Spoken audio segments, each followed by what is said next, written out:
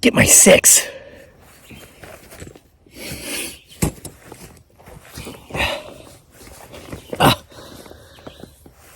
Greetings, everybody. Welcome back to Homesteading Off the Grid, whatever the heck this channel's about. Today, wow, I just heard a tree knock. I'm up here at Camp Bigfoot Sasquatch. I've come up to tear it down. We're taking down Camp Bigfoot Sasquatch, packing it up. I got the truck over there. Going to put this giant tent in a big Tupperware container. If you've been watching the channel, we've been coming up here like every other night since the weather's been nice, and Friday nights for some reason in particular. We've been getting visited by something that screams. We've caught it screams on film a couple times. I'm not thinking Bigfoot Sasquatch. I'm thinking either panther or potentially Mothman. No, we're not Point Pleasant, West by God, Virginia, but we're in the we're in the motherland of Virginia. It's not that far, at least as the, well, I almost said as the crow flies, but in this case as the Mothman flies. But this isn't why I'm tearing down Camp Bigfoot Sasquatch today. Rather be squatching. Man, this shirt's all stained up. Gotta get a new one. It's because we're going to need this tent. It's weird. I just felt like a cold breeze. But it's like 84 degrees. It's weird. Okay, so anyway. Yeah, this place is haunted AF. We know that. We're getting ready to take a trip. Not within the next few days, but within days. Not weeks, days. And we're going to need this tent, among other things. So we're just kind of getting ready to go. If our Etsy store has not been deactivated yet, it will be within hours of this video. So if you want some of Dearly's lumpia, I think she's got 4 or 5 orders left. You better get it. But I want to talk to you about fear, because I'm going to talk to you about my greatest fear. There's a couple of them.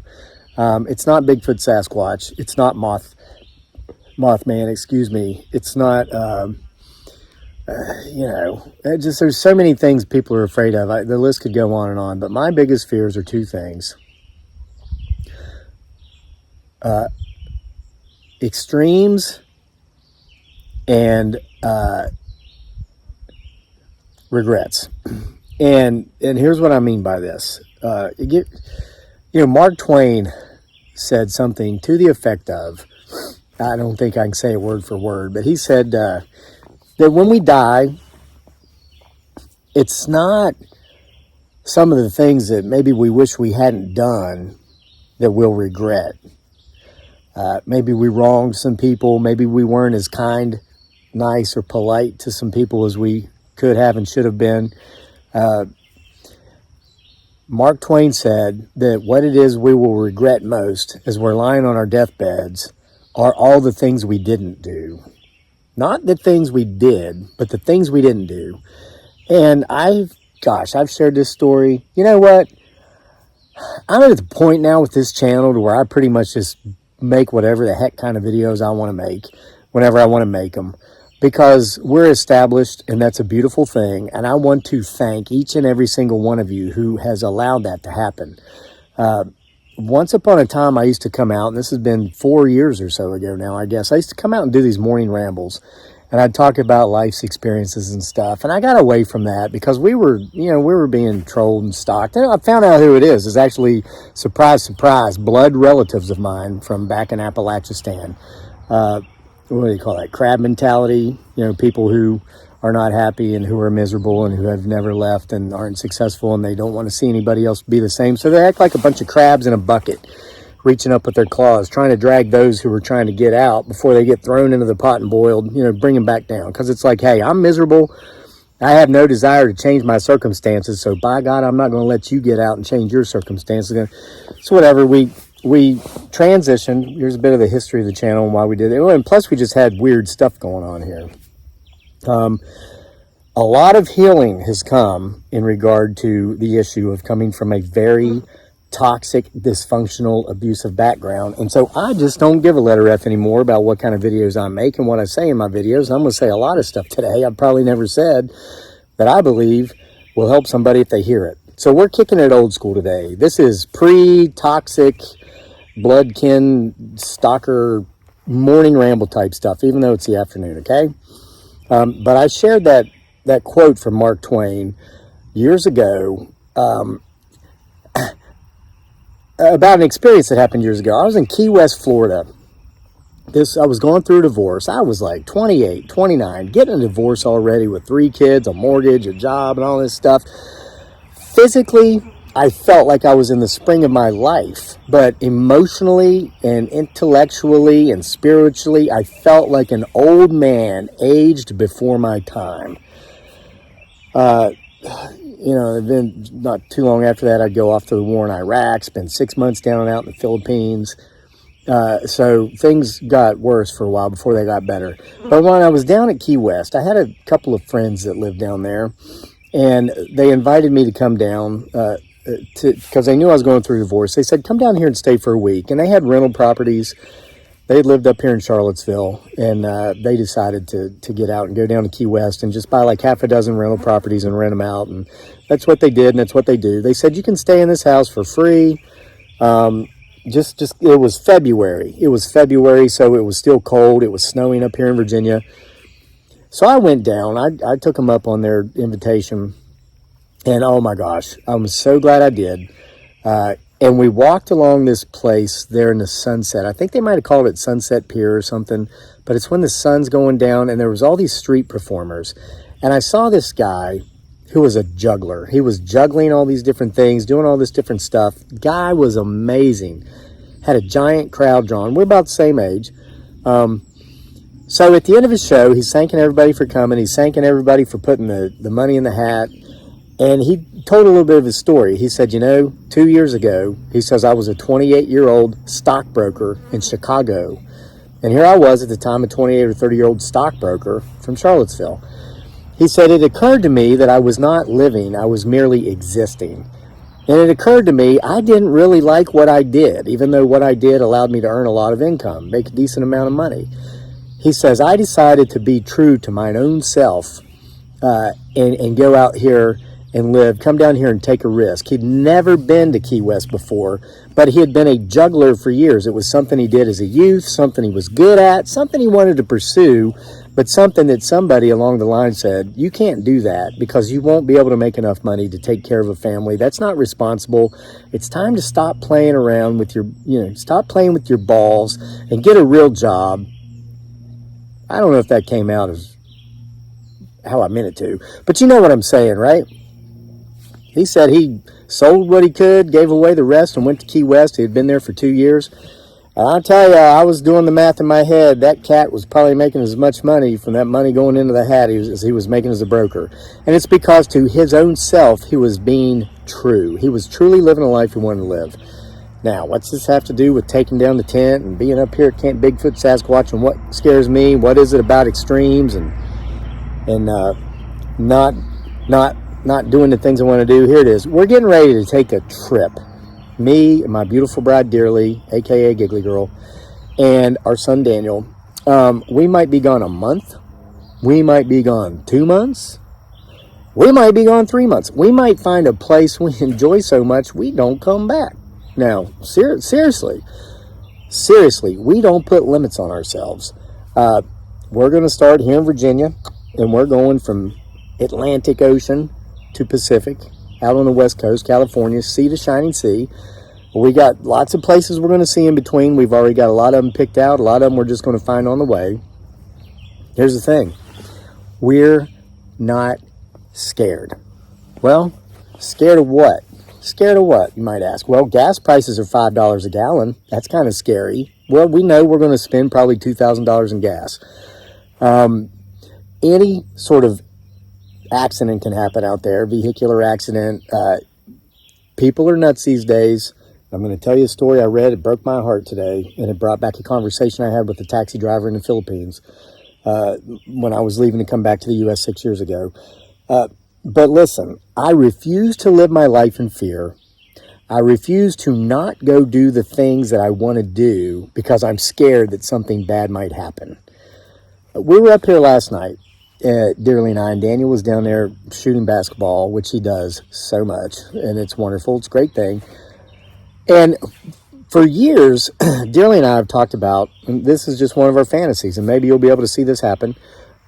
We want to build a house right here on this campground. We want it to be simple. We want it to be like open, one-room living type, like studio apartment type thing with a loft on it. So that's for our sleeping quarters, our bedroom. We want to give the old house down there to Daniel, let him keep that. This will be our house. So we'll have this commanding view of the entire property. I spend as much time up here as I do in the house. I mean, this is my favorite spot. So Dearly says to me, she's looking around, she goes, a lot of these trees are really big and they're really old. What if they fall on our house? And I said, honey, there's some really big old trees down there behind our current house. What if they fall on our house? And she's like, yeah, I know, but look how big these. I said, honey, listen, we've had those 2 giant white pines fall. By the grace of God, they fell away from the house. We got a big poplar tree there that's healthier than I thought, that at some point is probably going to have to come down. Anything can happen at any given time. The chances of it happening are so slim, it's next to none. Why cower in fear and not do what you want to do because you have these unconfounded fears of things that are probably never going to happen? And I said, should things work out to where we're able to do it and we do decide to do it, and they're on that trajectory, we're going to build our dream house here. It's going to be very small. I mean like 1,000 square feet, because it's just me and her and Daniel for now, but in time he'll be down there. And that's twice as big as anything we ever lived in the Philippines, okay? We're not one of these, American families that needs 5,000 square feet because there's 3 of us. Seriously? Only in America, and I love America, I'm not bashing America, but think about it. We park our $80,000 SUVs out in the driveway because our garages are full of junk we've used maybe once. Okay, not us, not our garage. The only reason this truck doesn't go in our garage is because the garage was built in the 80s. And the average garage built during that era isn't big enough for the average size SUV or full-size pickup truck to even fit into. I mean, because everything's back, getting bigger is better, bigger is just bigger. Love my truck though, I'm not getting rid of it, unless I get another truck. But it's not cluttered up with crap. We're not hoarders, we're not consumeristic. So that's one thing I want to talk to you about. Here's something I'm going to talk to you about too, which I've never done. You're probably going to be like, OMG, I had no clue. Well, now you're going to have a clue. Guess what? I mentioned one of my fears is extremism. And I don't mean left-wing extremists and right-wing extremists. Of course, though, both of those sorts of ideologies terrifies the hell out of me. But it's about a lack of moderation in all things in life. And this is something that just in recent years I've been coming to understand. I used to try to be the best, whatever it was I was doing. So, for instance, running. I had to be the best runner I could be. And if that was the thing I was into at the time, everything else would be gone by the wayside because that was my focus. If I picked up a new hobby, like in recent months, I've picked up whittling and carving and all this, I would have to be the best daggone carver I could be. And everything else would go by the wayside, okay? I would go to extremes. I was raised in an environment where untreated borderline personality was prevalent, so life was all about extremes. It's either all good or it's all bad. There's no middle ground. There's no gray area. Well, that's why I'm terrified of extremes, because that was my life. That was my life, okay? I refuse to allow that to be my life today. I refuse to allow toxic people into my life. Even if we share DNA, that don't mean nothing. Hey, I have a theory. If you wouldn't let the a-hole who lives across the road from you be disrespectful and abusive towards you, why would you let someone else do it just because you share genetic makeup with them? Right? Most people never take that into consideration. Think about Thanksgiving, think about Christmas. My family, that being me, my son, and my wife, love the holidays. And we have who we call our Earth family. On Thanksgiving, for the last 4 years at least, going to be number 5 this year if we actually come back from this trip, we have a group of about 20 of our closest friends who are like brothers and sisters to us, who are invited here and who come here. One lady, one of my best friend's mothers, comes down from Massachusetts every year to be at this Thanksgiving. And shout out, Maureen, if you're watching. We have a blast. We look forward to Thanksgiving. We look forward to Christmas. We don't bemoan, oh no, the holidays are coming up. Got to listen to crap about what happened 20 years ago and just fight with my family and blah, blah, blah. That makes no sense to me. That makes no sense to me. If that's the situation you end up in every year during those holidays, why do you go? Why? Well, because we're supposed to. Well, it's our parents. Or, well, no. If you wouldn't let the a-hole across the road from you treat you with disrespect and abuse, why would you allow someone else to do it simply because you share DNA with them? Okay? So, anyway, we went to an Air Supply concert just a few days ago. I've never done Uber. Okay, I'd never done Uber until this Air Supply concert. And I decided that I was going to download the Uber app to my smartphone, which I did, and we were going to take an Uber to that show, which we did. It was only about a 12-minute ride, and we're going to bring an Uber car back. Now, why is this? Because I wanted to model a particular behavior for our son. And this is in regard to being responsible in regard to drugs and alcohol. Hey, it's 2022. Marijuana is legal in Virginia and 16 other states, and when the law enforcement community gets tired of harassing people, it will be legalized federally. And this massive prison population that we have will be cut in half automatically right off the bat. Okay? Number one. Number two, with the advent of technologies and capabilities such as Uber, there is no excuse for anyone to drink and drive, get a DUI, kill themselves, or kill someone else. There is no excuse for that in the modern times in which we live, okay? I was having some brewskis that evening. I went to that concert. That was a lifelong dream for me and my wife and our son. And what I wanted my son to see was that, listen, I have a mantra. Work hard, play hard. Work hard, play hard, appropriately, and at the right times. So, I've had on again relationships with, for example, alcohol. For many years, I thought I was just a down and out, die-hard drunk, and there was no hope except for some, secret society that met in church basements. And, well, you know why I thought that? Because that's what I had been told by extremists. I just saw a deer running through my field down there. I was looking over that way. I was raised to believe that if a man or a woman has a beer or a glass of wine, they're drunk. They're a drunk. And they are to be disassociated with. Hey, I was brought up in an environment where those who brought me up might see a man who they had respect for because he was self-made, one of those pull himself up by his bootstrap types, didn't go to no fancy, smancy Ivy League college or any college at all, went into business for himself and became a self-made millionaire. Man, where I come from, people like me respect that guy. We're not a bunch of trust babies. We're a bunch of folks who have to work for everything we've got, right? Well, those who brought me up might see a guy like that and put him on a pedestal, but if they happen to see that man open a beer after a hard day's work and enjoy a cold beer at the end of the day, they would write him off as nothing but a worthless damn drunk, and don't you have nothing to do with him and all those things he did. Well, that's nothing compared to the raging alcoholic that guy is. He might finish that beer and say, well, that was good, but my gosh, I get to get up at 4:30 again tomorrow morning and do it all over again because I love this level of success I've generated and created, and I want to stay here, so I can't stay up and drink 12 to 15 beers like guy down the road or whatever. Nope, you had a beer, you're drunk. So anyway, it took me years to coming around to accept that at times, might I suffer from alcohol use dependency? Yeah.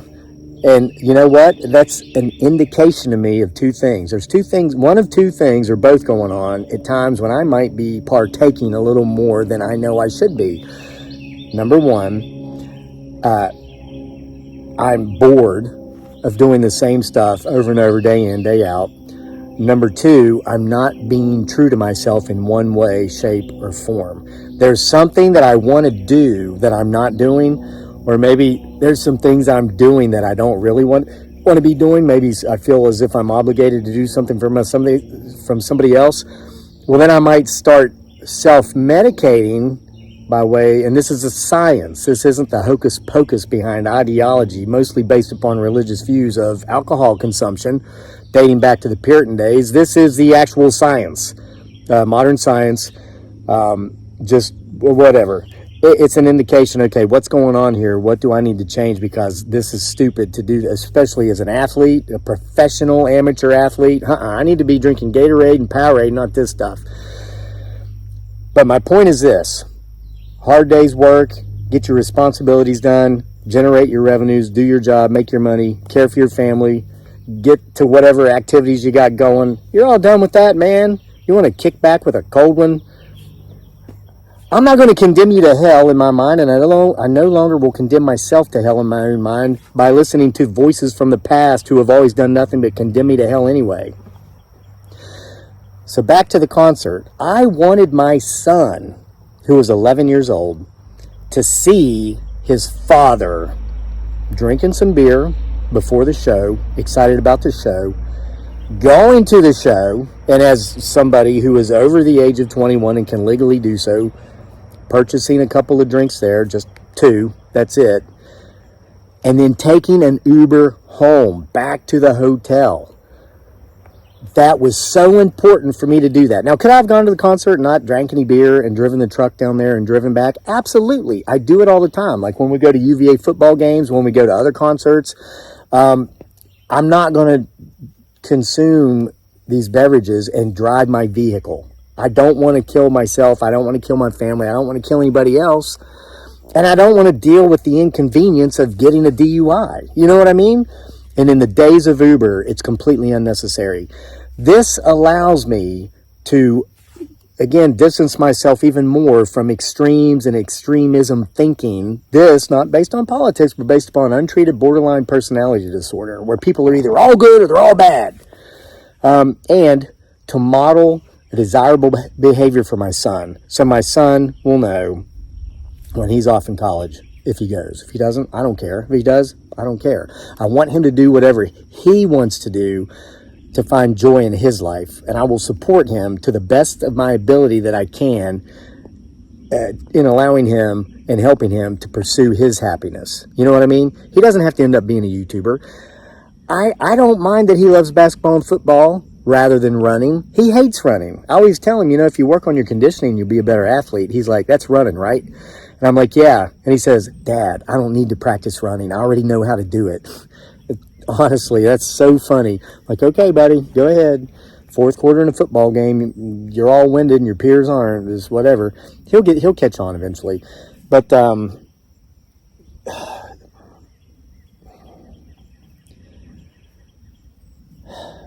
it's like the longer I'm around, the more I just break down these walls that were put there erroneously by others to hold me into a life I never wanted.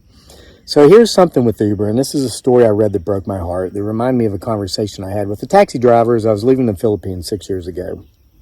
So Dearly and I are talking about this trip, and I mentioned to her there's going to be a lot of times on this trip when we're going to utilize Uber. And it's not because I'm going to be chugging beer. All right, we're, the next day, let's pitch our tent at this state park or, national park. Which, again, if you didn't know that, if you're a veteran, they'll give you a card. You don't have to pay fees. So that's one of the reasons the trip is going to be so affordable. We're camping in state parks, national parks, and there's no fee for us because I'm a veteran. So we get to go for free. And most of these places have like shower houses, running water with toilets that flush and all that. So it's going to be very nice. But the benefit to the Uber is this. Let's say we end up in, well, here's a spoiler alert, Louisville, Kentucky. We're at a state park outside of Louisville. We're going to take an Uber into town to go to the Muhammad Ali Center, giant museum, because that's his hometown. It's a place I've wanted to see for a while. And then we're going to take an Uber back. And it's not because I'm going to be drunk, staggering around in the... No, none of that. Not at all. I figured, I did the math in my head. Basically, Uber is like $1 per minute. So the truck's going to be loaded down with all our gear. I've never driven through Louisville. No, I've been through there a couple of times just passing through on the interstate. I don't like the idea of driving in large cities that I'm not familiar with and having to pay attention to all the, and then all this luggage in the back that we're camping for like 6 weeks or however long this trip lasts. Let's go and take an Uber. Well, this morning, I read in the news, terrible story, about a Filipino national, 35-year-old lawyer who was actually a legislative assistant a couple of years ago for a Filipino legislature. He and his mother, she's in her 60s, I think, were visiting in the U.S. They were vacationing here. They had gone to New York City. They'd gone to Washington, D.C. And then their last stop was in Philadelphia, Pennsylvania. The gentleman had a cousin there. They went to see his cousin, and they were leaving the cousin's apartment to go to Philadelphia International Airport to start their flights back to Manila.